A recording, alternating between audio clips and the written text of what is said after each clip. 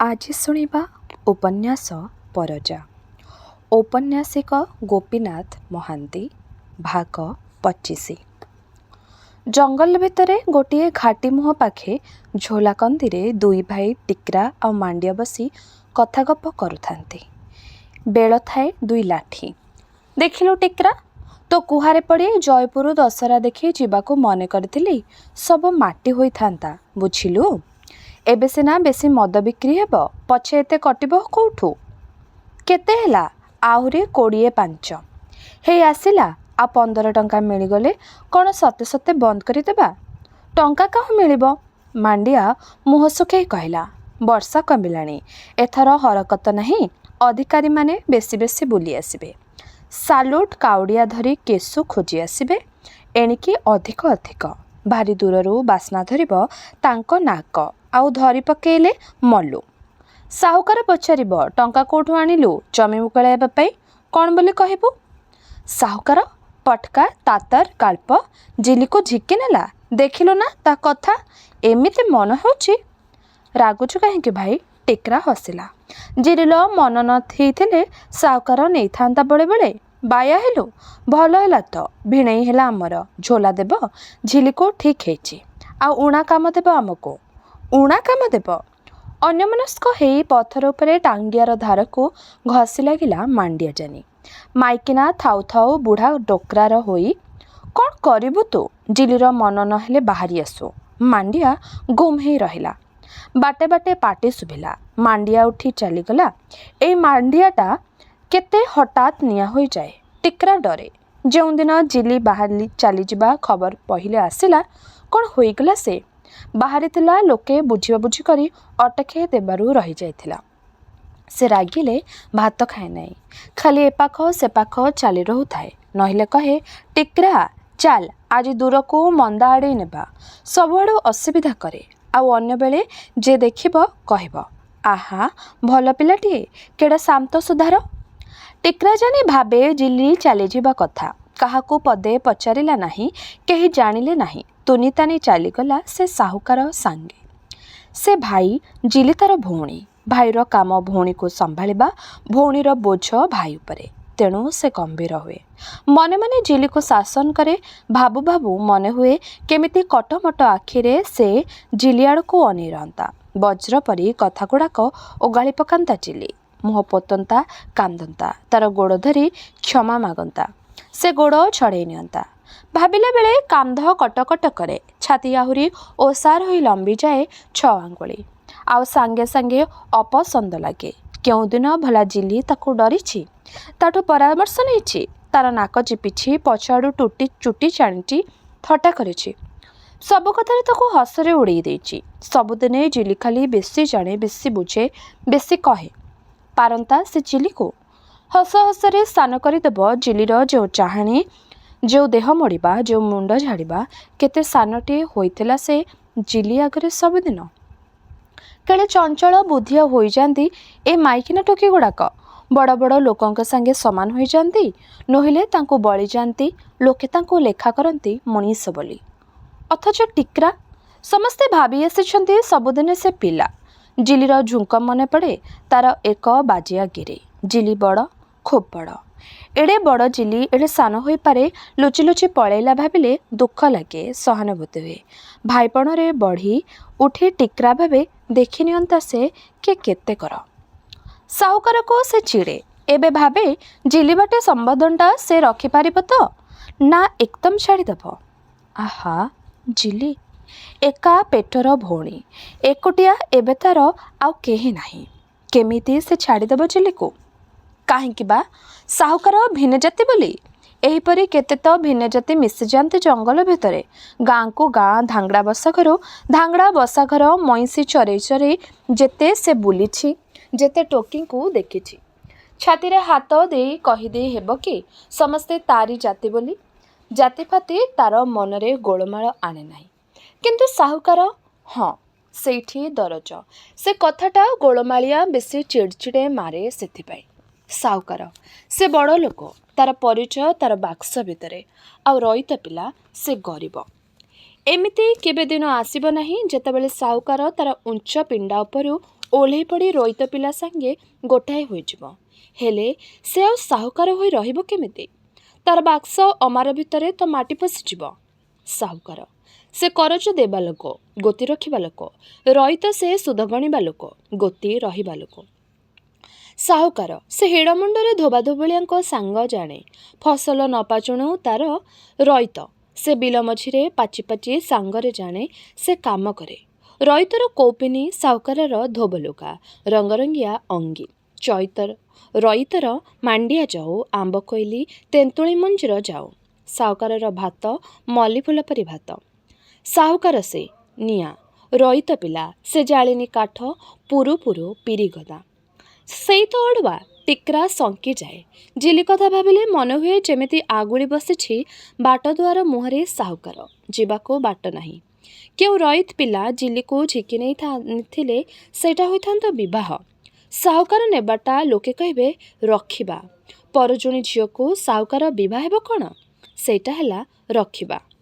ସାହୁକାର ରୋହିତ ପିଲା ମିଶାମିଶି ଭିତରେ ଏକତକ ହେଲା ଲାଜର କଥା। ଏ ଲାଜରେ ପ୍ରାଣ କାନ୍ଦିଯାଏ, ପ୍ରାଣ କାନ୍ଦିଯାଏ। ମାଣ୍ଡିଆ ସମ୍ଭାଳି ନ ପାରି ଟାଙ୍ଗିଆ ପଜାଏ। ପୁଣି ଚାରିଆଡ଼କୁ ଦେଖି ଚାହିଁ ବେକର ଟାଙ୍ଗିଆ ବେକରେ ଲଦି ବାହାରିଯାଏ କାଠ ହାଣି, ଶିଆଳି ଡୋରକାଟି। ଟିକ୍ରାର ରାଗ ହୁଏ, କିନ୍ତୁ ଏମିତି ତାର ଅବସ୍ଥା ଯେତେବେଳେ ସେ ମୁହଁ ଟୁଙ୍ଗାରି ବସି ରହିପାରେ ନାହିଁ। ତୁଚ୍ଛାକୁ ମନ ଭିତର କୁତୁ କୁତୁ ସଲସଲ କରେ। ପାଦକୁ ନାଚ ମାଡ଼େ, ହାତ ଖଲ ଖଲ ହୁଏ, ଗୁଣୁ ଗୁଣୁ ହେଇ ଗୀତ ବୋଲେ। ଇଆଡ଼େ ମାଙ୍କଡ଼ ଖେଦି ଧାଇଁ ଚାଲିଗଲେ ଅଧବାଟରୁ ବାଟ ଭାଙ୍ଗି ସେ ଫୁଲ ତୋଳିଯାଏ। ସବୁ ଶକ, ସବୁ ଦରଜ ଦିଦିନିଆ ହୋଇ କୁଆଡ଼େ ନିଗିଡ଼ି ଚାଲିଯାଏ। ଆଉ ଚାରିପାଖର ଏ ସାର ଅସାର ସବୁଥିରେ ମନ ଆହ୍ଲାଦ ପାଏ ଏତେ। ସବୁଥିରେ ସେ ମିଶିଯାଏ। ଅଶୀଣ ତାର ବାସ୍ନା ଆଉ ଚେହେରା ଅନୁଭୂତି। ଅଶୀଣ ସଫା ନିର୍ମଳ ଆକାଶରୁ ରୂପା ପରି ସରୁ ସରୁ ମେଘ। ସେ ପର ପରି ହାଲୁକା। ସେ ନାକ ଫଣକେ ବାସ୍ନା ଶୁଙ୍ଘେ, କାନଡେରେ ଶବ୍ଦ ଶୁଣେ। କୁଟୁରା ଛୁଆ ପରି କୁଦା ମାରି ମାରିକା ପଶେ ଏଠି ସେଠି। ଝିଲି ଆସିଛି ମୋଟେ 2 କୋଶ ଆପଣା ଗାଁରୁ। ସରସୁପଦରୁ କଦମଝୋଲା ବାଟ 2 କୋଶ।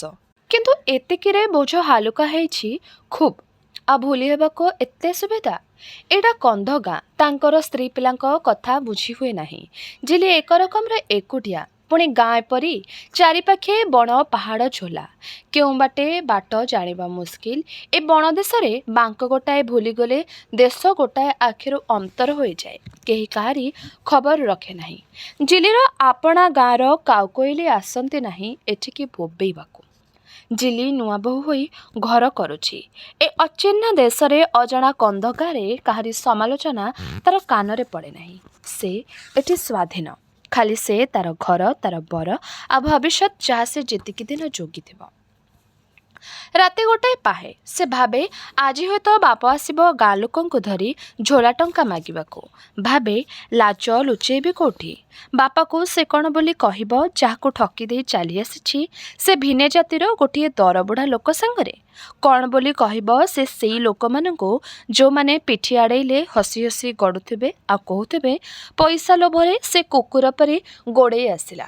ଭାବେ ଆଜି ଦିନ ଭିତରେ ଏ ଲାଜରେ ମାଟି କାମୁଡ଼ିବାକୁ ଯୋଗ ଆସିବ ନିଶ୍ଚୟ। ଦୁମୁ ଦୁମୁ ଛାତିରେ ଲୋକଙ୍କ ଗଳା ଶୁଣି ପାରିଲେ ଉଢୁଆଳକୁ ଯାଇ ସେ କାନ ପାରେ, ଅନାଏ, ଉଣ୍ଡେ। କିନ୍ତୁ ସଞ୍ଜ ବୁଡ଼େ କେହି ନାହିଁ। ସକାଳର ଲାଜର ଧାରଣା ଆନନ୍ଦ ଥିଲା ଛପି ଛପିକା। ସଞ୍ଜରେ ସେ ଭାବେ ସେ ହଜିଯାଇଛି ସତେ ସତେ। କେହି ତାକୁ ଖୋଜିବାକୁ ଲୋଡ଼ିବାକୁ ଆସିବେ ନାହିଁ। ଗୋଷ୍ଠୀ ତାକୁ ଫୋପାଡ଼ି ଚାଲିଯାଇଛି ଅଗନାଗ୍ନି ବନସ୍ତ ଭିତରେ। ଅଧରାତିରେ କୃଷ୍ଣପକ୍ଷର ଜହ୍ନ ଉଠେ ମୁହଁ ଉପରେ। ସଫା ଆକାଶ, ଠାଏ ଠାଏ କଳା କଳା ଚିତ୍ର। ମୁହଁ ଉପରେ ଅରାଏ କଳା ପଟା ପଟା। ସେଥିରେ ଜିକି ଜିକି ଧଳା ଧଳା ଗାର। ସେହି ଧଳା ନାଲିଆ ଧଡ଼ି ତଳକୁ ମହୁଫେଣା ପରି ଜହ୍ନରୁ ଫାଳେ ଓହଳି ପଡ଼େ। ଗୋଟାକୁ ଗୋଟା ପଟା ଚଢ଼ି ଚଢ଼ିକା ଜହ୍ନ ଉପରକୁ ବୋଲି ଉଠିଯାଏ। ଗୋଟି ଗୋଟିକା ବଡ଼ ବଡ଼ ଗଛ ବାହା ଲମ୍ବେଇ ଠିଆ ହୋଇଥାଏ ତୁନି ତୁନି। ସୋର ନାହିଁ, ଶବଦ ନାହିଁ। ତାର ଆପଣାର ଘରକରଣାଏ। ଅନ୍ଧାର ମେଞ୍ଚାଏ ମେଞ୍ଚାଏ, ସେଥିରେ ଆଲୁଅର ଧାପେ। ସୋର ନାହିଁ, ଶବଦ ନାହିଁ। ଜହ୍ନକୁ ଅନାଇ ପଦାରେ ବସିଲେ ନିଦ ମାଡ଼େ ନାହିଁ। ଝିଲି ଭିତରର ଅନ୍ଧାରରେ ମିଶିଯାଏ, ଭୁଲିବାକୁ ଚେଷ୍ଟା କରେ। ବାପା ବସି ଖଣ୍ଡିକାଶ ମାରୁଥିବ, ପିକା ଟାଣୁଥିବ। ନନ୍ଦୀବାଲି, ବିଲି, ଘର ଗାଁ କ'ଣ ଭାବୁଥିବ ବାପା? ଓଃ, ଯାଉ। ସବୁ ଭୁଲି ହୋଇ ଯାଉ ଯାଉ ସେ ଆଉ ସେଥିରେ କାହିଁକି? ସାହୁକାର ଆଉ ଜିଲି ଏକୁଟିଆ କନ୍ଧଗାଁରେ ନିଛାଟିଆ ଘରକରଣା ଭିତରେ। ସେ ଲୋକଟାର ବୟସ ଯାଇଛି, ଖାଲି ବୟସ ନୁହେଁ, ମନର ସରାଗ ଯାଇଛି। ଜୀବନର ପ୍ରତ୍ୟେକ ଦିନ ଭୋଗରେ ଭୋଗରେ କଟେଇ ଦେଇ ସବୁ ଖାଲି ତା ପାଖେ ଭାତ ଡାଲି ତରକାରୀ। ଉଣା ପଡ଼ିଗଲେ ଭୋକ କରେ, କିନ୍ତୁ ମିଳିଗଲେ ଖାଲି ଖାଇବା। ତହିଁରେ 19-20 କଳି ବସିବାକୁ, ଗୁଣ ଦେଖିବାକୁ କି ଦୋଷ ଦେଖିବାକୁ କେବେ ହେଲେ ସେ ମନ ବଳେ ନାହିଁ। ଟିକିଏ ନିଶା ଥାଏ ମୂଳରୁ, ଯେଉଁ ପର୍ଯ୍ୟନ୍ତ ସେ ପାଇନଥାଏ। ତାପରେ ଛେ, ନିତିଦିନର ଘରକରଣା କ'ଣ ଅଧିକଟା ରହିଛି ସେଥିରେ? ନୂଆ ଦରକାର। ଜୀବନଟା ତା ଆଖିରେ ଖାଲି ନୂଆ ପଛରେ ଗୋଡ଼ାଇବା, ପାଇଲେ ଗଡ଼େଇ ଦେବା, ସଂଘା ଉପରେ ଆହୁରି ଖୋଜିବା। ପ୍ରଥମେ କେଇଦିନ ଟାଣି ଓଟାରି ସେ ଜିଲି ଉପରେ ମନ ଦେବାକୁ ଚେଷ୍ଟା କଲା। ତା ପିଲାଳିଆ ଖେଳ ସାଙ୍ଗରେ ଆପଣାର କେଉଁ କାଳୁ ହଜିଯାଇଥିବା ପିଲାଳିଆମି ସ୍ମରଣ କରି ଯୋଗ ଦେବାକୁ ଚେଷ୍ଟା କଲା। ଦେଖିଲା କଷ୍ଟ ହେଉଛି, ଆଉ ଦରକାର ବି ନାହିଁ। ଫୁଲ ଗୁନ୍ଥିବା, ମୁଣ୍ଡ ସୁଞ୍ଜେଇବା, ଗୀତ ବୋଲିବା, କଅଁଳ କଥା କହି ନଈ ନଈକା ଜିଲିର ଗୋଡ଼ ପାଖେ ଛାତି ପାରିଦେବା, ଏସବୁ କଥାକୁ ବେଳ ଗଡ଼ିଗଲାଣି। ଏଗୁଡ଼ାକ ପୁରୁଣା ଗତ। ୟା ପରେ ସଂସାରୀ ସାଧାରଣ କଥା, ଯାହା ଦରକାର ସେତିକି। ଘରକରଣା କଥା, ସଂସାରର 7-5। ସଂସାରୀ ଲୋକ ଅଦରକାରୀ କଥା ଚର୍ଚ୍ଚା କରେ ନାହିଁ, କାରଣ ସେ ଟୋକା ନୁହେଁ। ଗୋଟାଏ କଥା ବିରକ୍ତ ଲାଗି ଭାବିବାକୁ, ଯେ କଥାଟା ଏତେ ଦୂର ନ ଗଡ଼ାଇଥିଲେ ସୁଦ୍ଧା ଚଳିଥାନ୍ତା, ଲୋକେ ଜାଣିଲେ। ଜାଣନ୍ତୁ, ଅସଲ ହରକତ ଟଙ୍କା ପଡ଼ିବ ଦେବାକୁ। ସେମାନେ ଆସିବେ ଝୋଲା ଟଙ୍କା ମାଗିବାକୁ। ସେ କୋଡ଼ି କୋଡ଼ିରେ ଗଣା ହୁଏ, 5-25 ନୁହେଁ। ଆଉ ଆଜି ହାତକୁ ଜିଲି ଚାଲି ଆସିଲା ପରେ ଲାଗୁଛି, କାହିଁକି ଏତେ ନଟ? ତୁଚ୍ଛାଟାରେ ସିନା। ଏଠା ତାସ ଘରକୁ ଜିଲି ଭଲ ହେଲା। ଆପଣାର ହୋଇ ରହିଥିବ, ହଳିଆଙ୍କଠୁ କାମ ବୁଝି ନେଉଥିବ, ଜିନିଷ ସମ୍ପାଦି ରଖିଥିବ। ଯେବେ କେଉଁଦିନ ଏ ବାଟରେ ସାହୁକାର କାମ ପଡ଼ିବ, ବସା ଘର ସବୁ ବିଷୟରେ ଫିଟଫାଟ। ସେ ତ ଭଲ ହେଲା, ଖାଲି ଗୋଟାଏ ଅଡ଼ୁଆ ଟଙ୍କା। ଦିନ ଗଡ଼ିଗଲା, ଏପର୍ଯ୍ୟନ୍ତ ଆସିଲେ ନାହିଁ କେହି ଝୋଲା ଟଙ୍କା ମାଗିବାକୁ। ସାହୁକାର ମନେ ମନେ ଖୁସି ହେଲା। ବେଶ୍, ତାର କାମ ସେ କରିଦେଇଛି। ଏତେ ଦିନ ତାଙ୍କୁ ଅପେକ୍ଷା କରିଥିଲା, କେତେଦିନ ବସି ରହିଥିବ? ବାର ଆଡ଼େ ତାର ବାର ଧନ୍ଦା। ଗୋଡ଼ଉଥାନ୍ତୁ, ପଛରେ ସେମାନେ। ଯିବାକୁ ହେବ, ଏଠି ଜିଲିକୁ ଛାଡ଼ିଦେଇ କାମରେ ଯିବାକୁ ହେବ। ମନ ଉଡ଼ିଲାଣି। ଜିଲି ମୁହଁ ଶୁଖେଇବ ତ ଟିକିଏ। କାନ୍ଦିବ ବା। ମାଇକିନିଆଙ୍କୁ ବୁଝାଇବାକୁ ସମୟ ଲାଗେ ନାହିଁ। ଟିକିଏ ସାକୁଲା ସାକୁଲି, ଟିକିଏ ଗେଲ ଆଦର, ଗୋଟାଏ ଯୋଡ଼ାଏ ବଡ଼ ବଡ଼ ପ୍ରତିଶ୍ରୁତି ହେଲା। ଭିତରେ ଯେ ଯାହା ଭାବୁ, ମୁହଁ ଉପରେ ସେମାନେ ବୁଝିଯାଆନ୍ତି, ଆଉ ଗୋଳମାଳ କରନ୍ତି ନାହିଁ। ତାପରେ କିଏ ପଚାରେ ମନ ଭିତର ଝରସରି ଶକକୁ? ବେଶୀ ବୁଝିବାକୁ ତାର ଭୋଗବିଳାସର ଜୀବନର ଅଭିଜ୍ଞତା ଶିଖେ ନାହିଁ କେବେ। ସାହୁକାର ମନକୁ ମନ ହସିଲା, କହିଲା, ବାଃ, ଓ ସଞ୍ଜ ହେଲା ପରା, ପୂଜା କରିବାକୁ ପଡ଼ିବ। ଛକି ପକେଇ ବସି ନାକ ପୁଡ଼ାକୁ ଚିପି ଧରି ସେ ତାର ସଫଳତାର ଦେବତାଙ୍କୁ ପୂଜା କଲା, ଯାହାର ଦୟାରେ ତାର ଆପଣାର ଘର ଭର୍ତ୍ତି, ପରର ଘର ଚୁନା ହେଉ ପଛେ। 2 ଦିନ ପରେ ସାହୁକାର କହିପୋଛି ବୁଝେଇ ସୁଝେଇ ବାହାରିଗଲା। ସେ କହିଦେଇ ଯାଇଛି, ଆର ହାଟ ଦିନ ସେ ନିଶ୍ଚୟ ଆସିବ। ତୋର ଘରଦ୍ୱାର ଠିକ୍ କରି ବୁଝି ସୁଝି ତୁ ଜାଗ୍ରତା ରଖ। ସବୁ ତ ତୋର।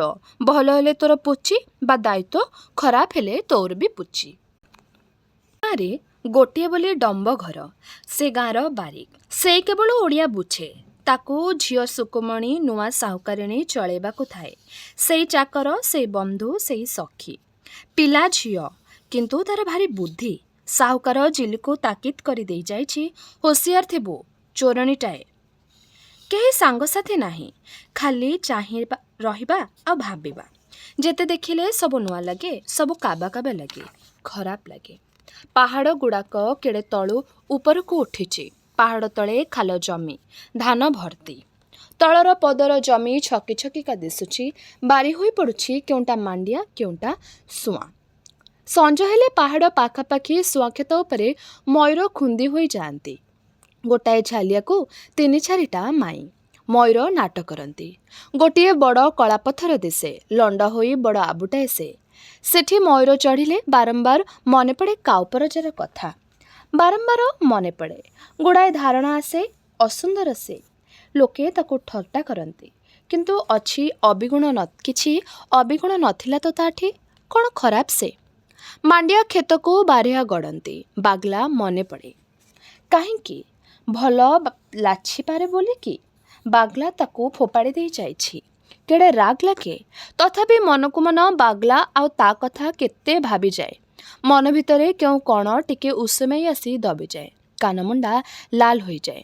ନିଛାଟିଆରେ ମେଘ ବରସେ, ସଞ୍ଜ ବୁଡ଼େ। କାମରୁ ବାହୁଡ଼ା ଗୋରୁ ବାହୁଡ଼ା ବେଳ। ମୁହଁ ସଞ୍ଜ। ପବନରେ କେମିତି ଗୋଟାଏ ବାସ୍ନା। କନ୍ଧଗୁଡ଼ାରୁ ପାଟି ଗୋଳମାଳ। ରୋଡ଼ ପାଇଟି ମନେ ପଡ଼େ। ସେଇ ଗୁମାସ୍ତା ବାବୁ ଆଉ ଟୁଙ୍ଗି ଘର। କାମ ଲାଗିଥିବ ସେଠି। ୟା ମୁହଁରୁ ଟିକିଏ ତା ମୁହଁରୁ ଟିକିଏ ମନେ ପଡ଼ିଯାଏ। ସେ ଗୁମାସ୍ତା ବାବୁ କଥା ପୁଣି ପୁଣି ମନେ ପଡ଼େ। ଖରାପ ଲାଗେ। କେଡ଼େ ନିଛାଟିଆ ସେ। ସ୍ମୃତି। ସେ ଖାଲି ଜାଣେ ଜାଳି ପୋଡ଼ି।